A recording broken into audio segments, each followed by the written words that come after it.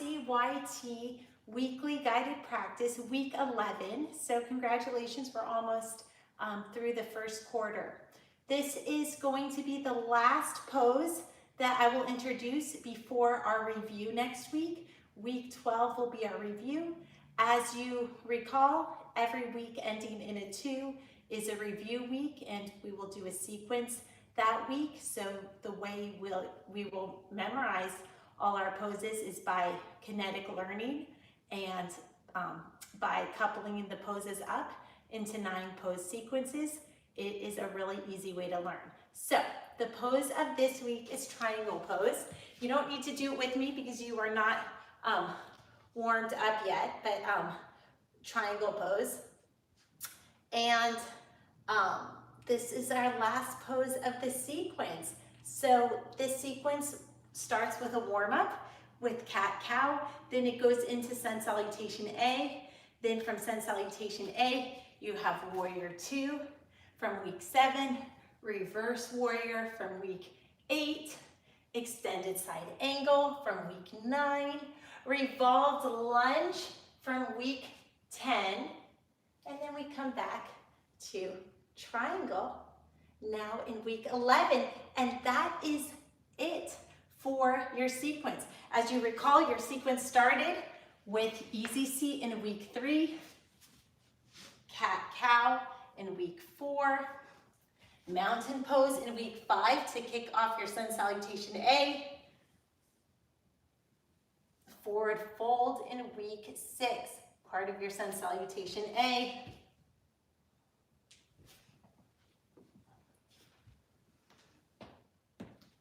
and so forth. So not all of the poses we've talked about specifically. Some are just part of sun salutation A, but that is your whole go-to warm-up and your spiced up sun salutation A with those poses. So that is exciting stuff that now you have a repertoire of poses to draw from. Without further ado, let us start by getting a comfortable seated position. And in the past, we've read from the textbook created by our middle school and high school leaders.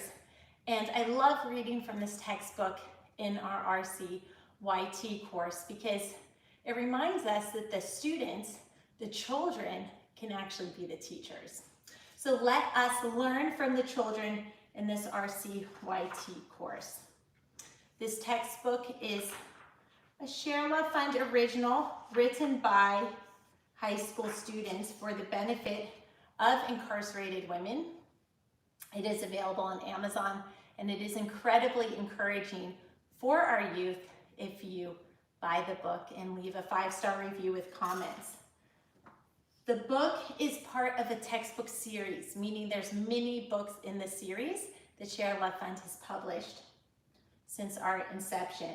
The book series is called Broadening Our Horizons. The kids picked this name, and what a perfect name to broaden our horizons. Isn't that what we're doing here today?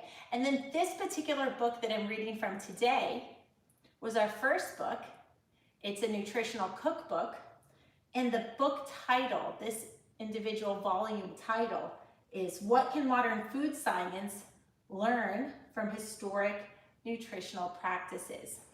I'm going to read from chapter 3, Food, Culture, and Eastern Traditions. And this is going to be instead of a meditation today. And it's quite literally a little food for thought. We have these beautiful images in the book. This picture was donated to ShareLove.Fund by Rabbi Hammerman. And this is a picture of the Israeli marketplace. It was truly a collective effort. We also have this incredibly beautiful picture taken in Colorado of just a really awesome picnic that our youth were on. And I love the Purell in the picture. So they may be in the wilderness in Colorado, but these kids are COVID generation kids and they are quick to disinfect. So awesome. Okay, each of the chapters, I'm so proud of these students. Each of the chapters starts with a keyword section and has an objectives section. And then each chapter ends with, I will get to it. Each chapter ends with a chapter quiz. So I will get to that as well. So please be comfortable. You can practice easy seat from week 3 or half or double pigeon to really try to open up your hips. Okay, key words in this chapter. Ayurveda practitioners, brown bread, Eastern traditions, fermented food. I'm gonna need a little help with this pronunciation, but I think it's Panchatava, Pitta dosha, Sattvic, Bhojan. The objective of this chapter is focused on improving your knowledge of food culture in the Eastern tradition that existed before Western culture kicked in. The early adaptation of Ayurveda is quite a bit different from what it has now become. So that is actually a really good key point, is when we talk about Ayurveda, it can mean 2 different things. Just as all cultures have evolved, so has Ayurvedic medicine. Okay, let us begin. In Eastern traditions, food culture taught human civilization how an appropriate diet is a part of Ayurvedic culture. Ayurveda is the means that has ensured the longevity of life, and Eastern food culture follows Ayurvedic food habits. Some basic knowledge about Ayurveda is helpful to understand how it has impacted people's lives since its origin. Ayurveda is not just an element of medication. Those who dedicate their lives to Ayurveda may not be aware of its importance in food culture. That knowledge and training about Ayurveda already exists within you. These kids are deep, I love it. Knowing how with Ayurveda is the first step towards understanding its core importance. The history of Ayurveda says that it was one of several trials and practices to make human health last for an extended period of time. Originally, Ayurveda was born in the country of India. When British rulers came into existence, Ayurveda faded away, as if it had never existed within the country or across the globe. Even though Ayurveda's public recognition faded away under British rule, people still believed in it and conducted practices at their home.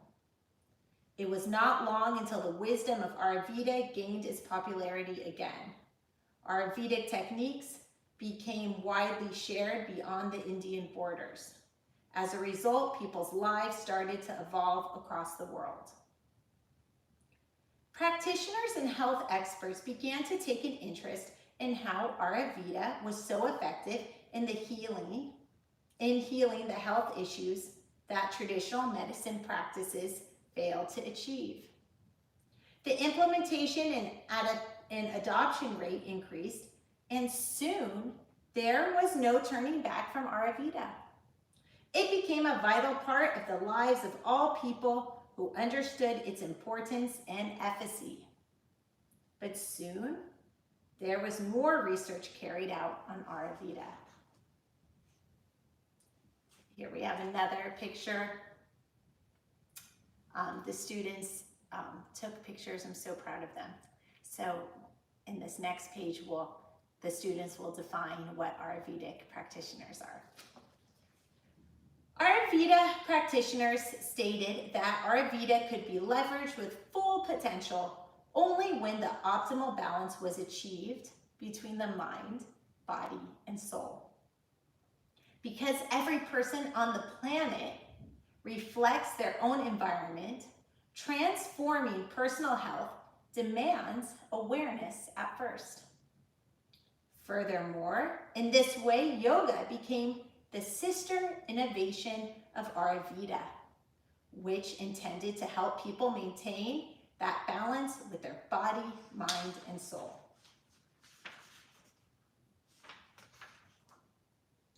Ayurveda maintains this unique balance with a different perspective than healing with just herbs. Ayurveda is part of food and diet plans as well. The most popular Ayurvedic foods come from Sattvic Bhojan. You may hear this term from many people, but few know what it signifies or why it is consumed. Sattvic Bhojan is one element that quietly directs the path of Ayurveda for people across the globe. Sattvic resembles the meaning of the Sanskrit name sattva. Sattva consists of all the necessities associated with humans: pure, essence, vital, clean, strong, courageous, truth, honest, life rudiment, consciousness, and others. The three types of Ayurvedic foods are collectively called Triguna food. These include Rajasic, Tamastic, and Sattvic Bhojan. Each serves a different purpose. The role of Rajasic food is to increase the limit of energy within the human body. The role of Tamastic food is to decrease the human body's energy levels. According to ancient Ayurvedic mythology, the types of foods that individuals choose reflect their human behavior. This means that the kind of food you consume defines your behavior and state of the body. Sattvic food is also a yogic food. Indian yogis have recommended the consumption of sattvic food to promote health and to maintain peace of mind within their mind and soul. Sattvic food also helps rejuvenate the mind of individuals to make it apt for meditation. According to Ayurveda, the significance of the sattvic diet is that it is easy to digest, refreshing, doesn't disturb the mind, and has a mild cooling effect. It has the potential to promote satisfaction, happiness, and positive thoughts. Such food can keep you calm, composed, refreshed, and alert. Since they are organic food, items can easily grow.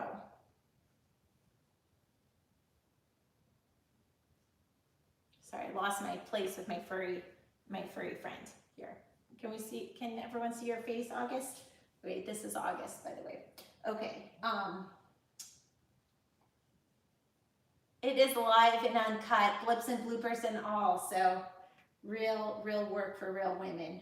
Let's see where we were. Okay, since they are organic food, items that are easy to grow, they are believed to be pure and clean for purifying the body and mind, thereby maintaining mental and physical health. If you are sitting in an asymmetrical position like I am, I encourage you to switch sides. Here's a picture of our youth that our youth took of dried foods. This is dried garlic, dehydrated garlic, which actually was a crunchy kind of fun snack that we discovered. I had never discovered it before our youth created it. So dehydrated garlic, I think this is dehydrated carrots, cashews, and I think this is dehydrated mangoes on the side. Okay, the health benefits of Sattvic Bhojan are endless. The consumption of Bhojan food influences the body and health conditions in good ways. According to Ayurveda, it can be the best diet for anyone who wishes to improve mental stability, physical strength, longevity, and good health. Moreover, it also has the potential to enhance the effects of tranquility and peace. The primary purpose of this food is that it is easily digested and strengthens the intestine, liver, pancreas, and stomach. However, even if you have diabetes or high blood pressure, a sattvic diet is ideal for neutralizing both of these health concerns. I just want to add a footnote. This book is written by middle schoolers and high schoolers. There is a disclaimer in the front that nothing shall be construed as medical advice. At some points, I feel these kids get a little carried away. So just know, don't take medical advice from this book. Enjoy it. These children did research it. They did fact check it, everything that they put, but they are not doctors. They are children. So if you are truly seeking to reduce high blood pressure or if you have diabetes, please consult with a doctor and don't take advice from an 8th grader in this book. But really enjoy this book for what it is, and what it is a youth empowerment exercise, and I just couldn't be prouder of our youth. Okay, sattvic bhojan influences the health aspects of an individual to improve skin health and hair quality. There is an enlightening logic behind people following this food culture, and it is within Ayurveda. Sattvic food and tridosha have some form of connection between them. Ayurveda believes that the human body has 3 energy types: Pitta, Kapha, and Vata. These energies then contribute to give vitality, which is named Panchatattva.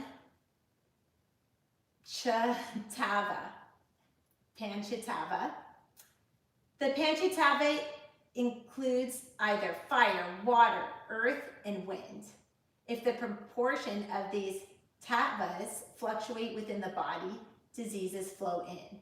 It is important to have an ideal remedy regarding psychology, diet, and exercise in order to control the doshas. Sattvic food and other Ayurvedic foods are considered to be the best way of controlling and balancing the fluctuation of the tridoshas. Also, sattvic food balances the water supply, immunity, metabolism, and motion with optimal nutrients. This is why people with knowledge of Ayurveda are more focused on consuming sattvic food. Here's a picture of one of our program participants giving a big hug to our other program participants. So it was really awesome to see the camaraderie between the teens in our program. Food habits have evolved within people in the last few decades. In most cultures, the food and food traditions are now a key to healthy outcomes with the use of Ayurveda. Since ancient days, fermented foods made by the souring of the microbes have been consumed by people. Fermented foods are now consumed in many countries across the globe and are an essential part of the diet plan.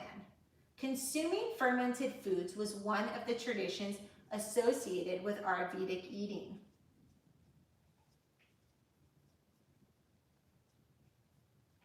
Ghee is yet another food chosen as per the tradition of the era.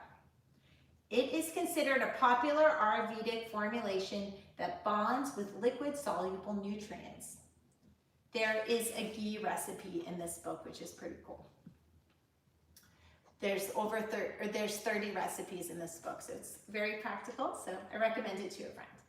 Okay, the consumption of ghee offers balance. It also blends with the herbs to get into the cell membranes within our body. The consumption of ghee offers balance for excessive stomach acid and repairs the mucus lining of your stomach. Let's talk about the factors affecting seasonal food habits. The autumn season showcases clear clouds and a clear sky. The moon's rays become stronger, smoother, and cleaner during the season. This forms a sour taste to the herbs and vegetation. Clarified ghee and bitter-tasting foods are optimal choices during this season to reduce the aggravated pitta dosha.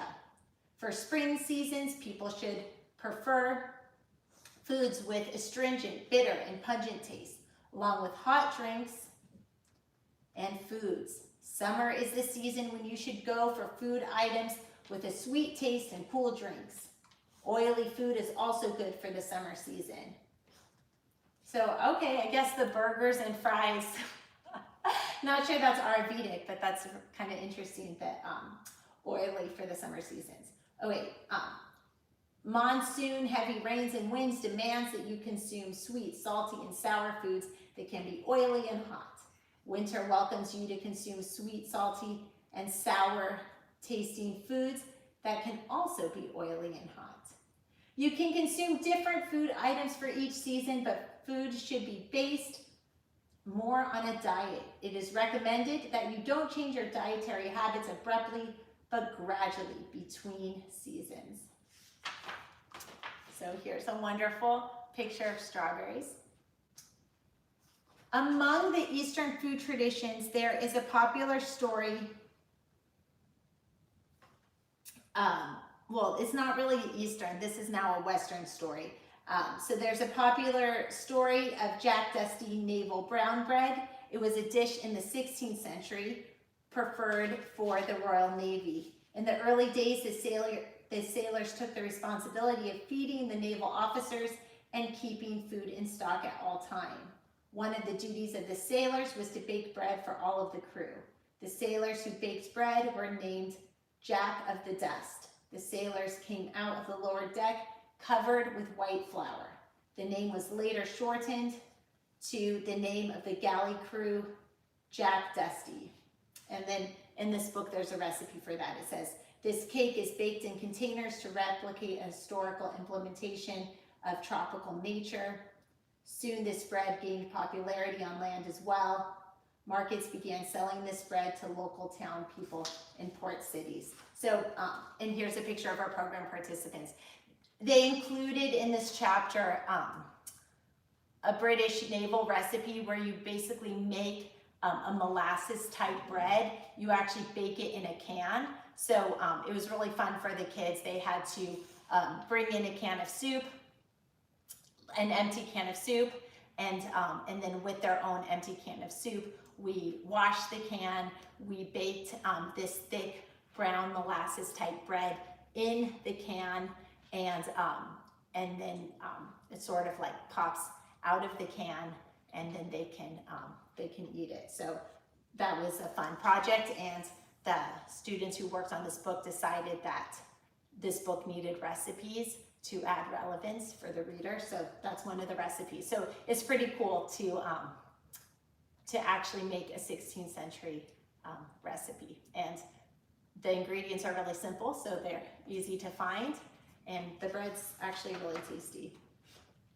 Okay, so here's a photo, and I'll go through the chapter quiz. So the chapter quiz says, answer these questions to help you understand your knowledge of this topic. Okay, so the first question, were you aware of the Eastern or ancient food traditions before reading this chapter? So I'll pause to give everyone a chance to think about it.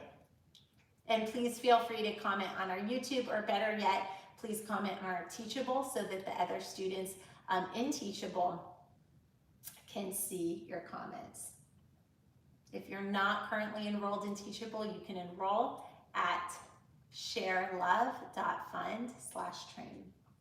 Question 2, do you currently have any kind of food habits that resemble the Eastern traditions? I'll give you a moment to ponder.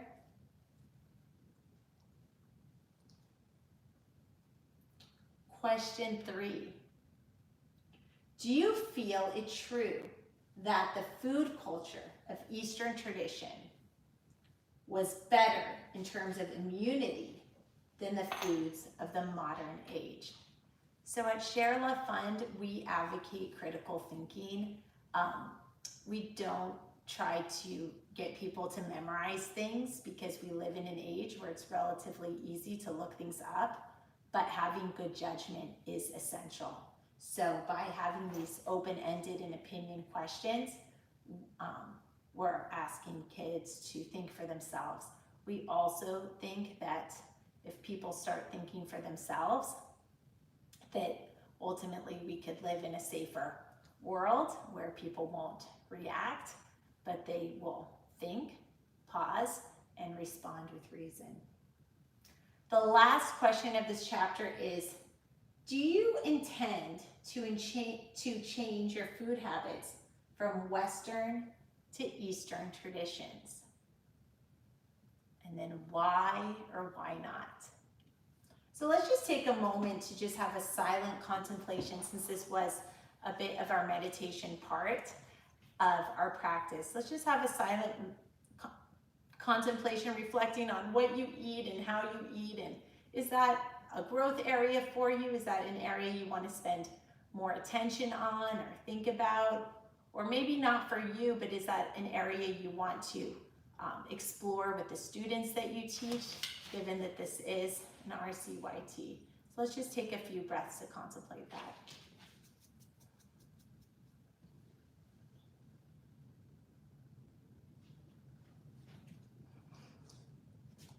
He's testing my concentration, but okay, well, I want to be guarded, so that was a little bit violating August, but that's okay. Let us move to the movement part of our class. Stretch your legs out in front of you, shake them out. We've just been sitting for a long time. You can pedal out your feet one after another. Inhale, arms up. Exhale, forward fold. When you're in this forward fold, again, let's pedal out one foot. You can bend one knee and get a deeper hip stretch on one side. We're going to be here a while because it takes a while to really loosen up these hamstrings.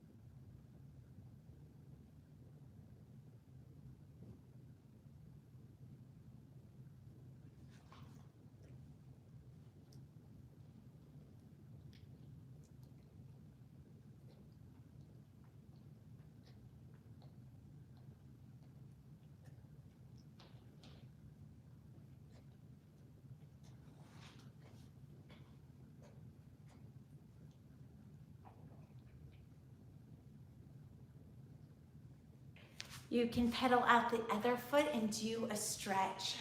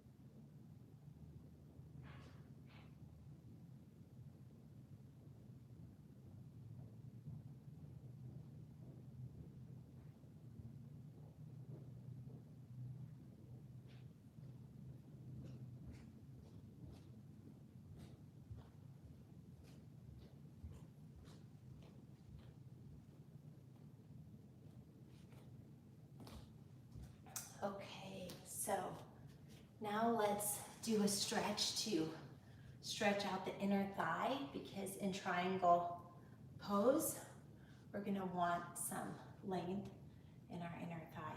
So fold one leg into you, extend the other leg as wide as feels comfortable. Inhale the arms up, and exhale, walking your arms forward. If you would feel more comfortable holding onto a pillow or something like that, you can feel free to get it. And the idea is that you're aiming to feel a stretch in your inner thigh. So depending on your flexibility level, you may want to lean more forward, or put your leg more out, or put your other leg more out. Just kind of play around with it so you get to enjoy the full benefit of this inner thigh stretch.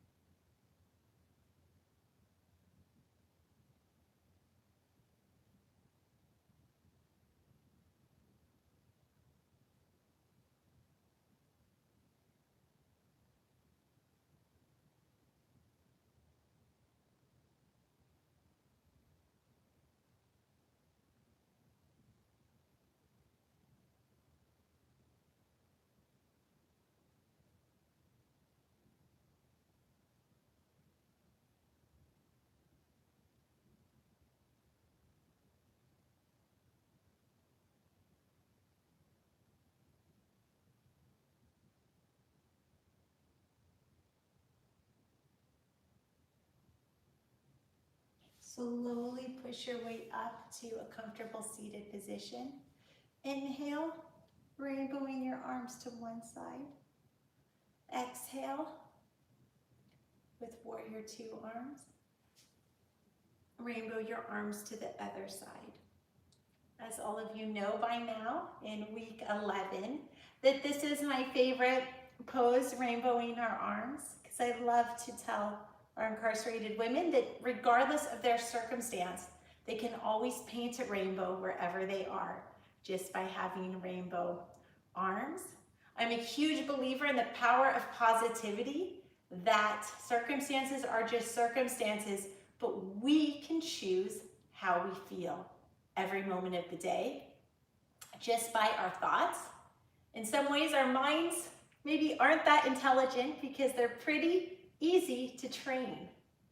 When you feel awful, you can think about it as just a mismanaged mind and that you need to come in and do some housekeeping. Choose your thoughts wisely. And with positive thoughts come positive feelings, and with positive feelings comes energy for productivity and results. Bring your soles of your feet together and we'll enjoy a little butterfly. You can give your soles of your feet a little self-massage. And what I love to do with kids is to pretend that our foot is a book and open up that book. It opens up the thighs and gives us a wonderful thigh stretch, and children love storytelling. So you can also use this as an opportunity to go around the room and say, hey, what does your book say? Can you read from your book? Exhale your other leg out, and we'll do that wonderful inner thigh stretch to prepare us for triangle, our peak pose of the week. When you feel ready, inhale the arms up and exhale to enjoy a nice relaxed forward fold. If you're not feeling the stretch in your inner thigh, play around with it so that you get the full benefit.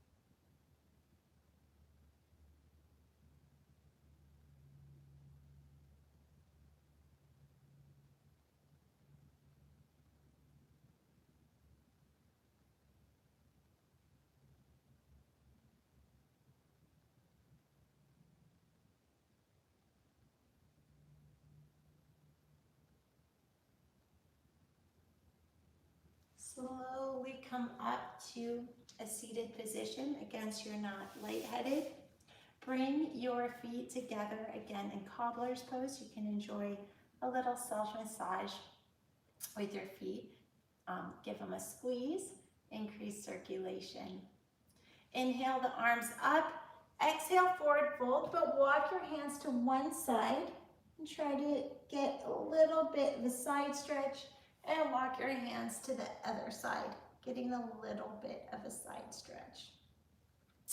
Bring yourself up to a seated position once again, and we are going to do our sun salutation, but spice it up with the 4 poses that we have learned this sequence today with triangle.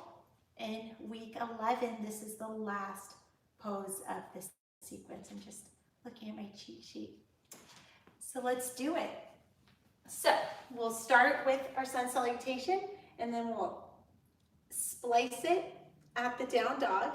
We'll insert our 4 poses, and not only will you learn these 4 poses from week 7, 8, 9, 10, and now 11, but you'll also learn how to sequence them.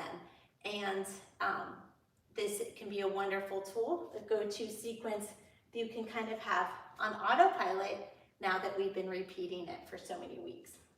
And then next week we won't introduce any new poses, and next week we will just cement this in.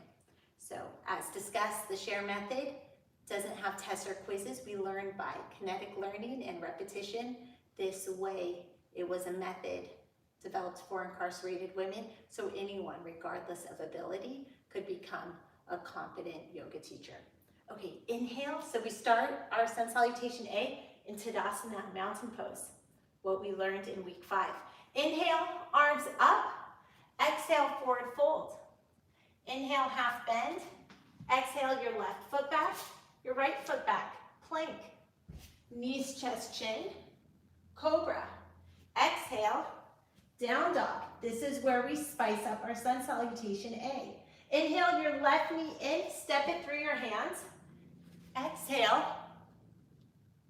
warrior 2, what we did in week 7. Reverse warrior, week 8 pose. Extended side angle, week 9 pose. Revolved lunge, week 10 pose. Triangle. This is our pose of the week. Week 11 pose, triangle. Feel the hamstring stretch. From triangle, we'll get out of it by windmilling our arms, framing our front foot, stepping it back to downward dog. Now we're at downward dog, and we can finish our sun salutation as usual. Inhale, right knee in, step it through the hands, left leg to match. Exhale, forward fold. Inhale, half bend. Inhale, arms all the way up to upward salute. Exhale, mountain pose. Congratulations. We just did a spiced up sun salutation, cementing in our poses from week 7, 8, 9, 10, and 11, swooping in 4 additional poses into the sun salutation A. So let us cement that in by practicing it on the right side and also getting a symmetrical workout in. Inhale, arms up to upward salute. Exhale, forward fold. Inhale, half bend. Exhale, the right foot back, left leg goes to match. Plank. From plank, knees, chest, chin, to cobra. From cobra, tuck your toes under and push up to down dog. We can enjoy a little pedaling out the feet here. Inhale your right knee in, step it through your hands, and up to warrior 2. Warrior 2 is what we learned in week 7. Exhale to reverse warrior, what we learned in week 8. Windmill your arms down to extended side angle, what we learned in week 9. Twist it around to revolved lunge, what we learned in week 10. And then, da-da-da-da, our pose of the week, rise to triangle. Week 11. This is our pose of the week, and this is the final pose in the Spiced Up Sun Salutation A. We won't add any more poses in the Sun Salutation A. In week 12, next week, we'll review it all. And then the week following, week 13, we will start fresh. A fresh new sequence, adding 9 poses. Instead of these 4, we'll add a whole 9 into Sun Salutation A, 1 a week, and you'll have that final sequence in week 22. If that doesn't make sense, don't worry about it. Just move with me. Exhale, frame your front foot. Exhale, your feet back into downward dog. Inhale your right knee in, step it through your hands. Have your left leg match. Exhale, forward fold. Inhale, half bend. Inhale all the way up to upward salute. And exhale to Tadasana. So congratulations. That is a go-to sequence that you can enjoy. Let us slowly recline and do some stretches. So here, walk your toes to the edge of the mat, palms up, and let's windshield wiper our knees back and forth and really do justice to kind of massage out those hips. We did a stretch with the triangle. It's kind of like a straddle. You can use your breath to massage it out. Drop your left knee down, place your right foot over that thigh, and enjoy a nice stretch. Here you're stretching your psoas, your hips, your thighs, lower back.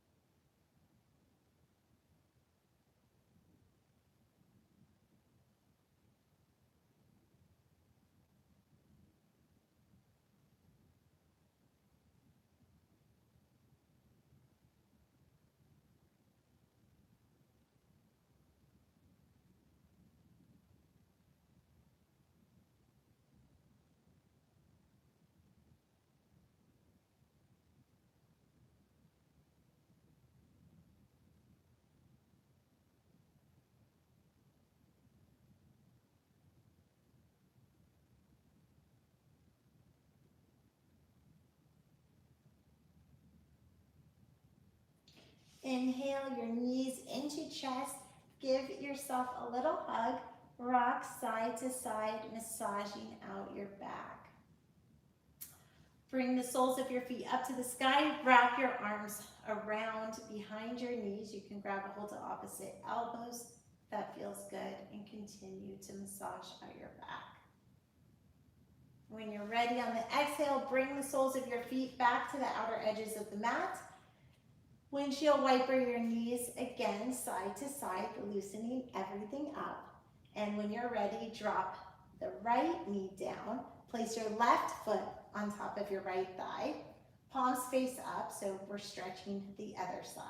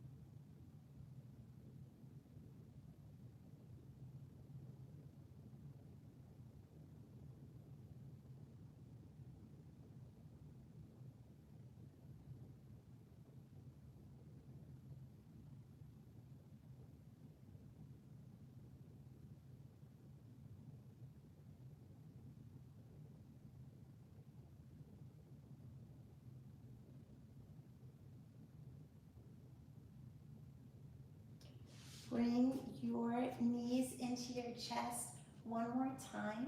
Rock side to side. Grab a hold of grab a hold of your toes, heels and soles of the feet to the ceiling. Upper leg and lower leg at 90 degrees. And happy baby and rock side to side. And happy baby, sort of massaging out the spine, kind of counteracting what we just did. It's really important when we stretch one way that we then stretch the other way.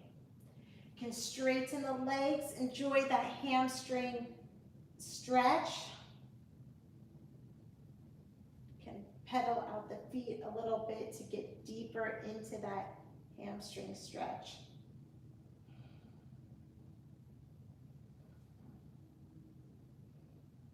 And then slowly bring your legs down, working your abdomen. Allow your feet to be hip width apart, toes fanning out to the side of your mat, palms faced upward about 6 to 8 inches from your body. Eyes closed, and you are now in the final resting pose, Savasana. Enjoy this Savasana, quiet reflection, inward journey for about 30 minutes, a little bit less today. And I will cue you out of it, so don't worry if you fall asleep. I will wake you up and cue you out of it. So enjoy.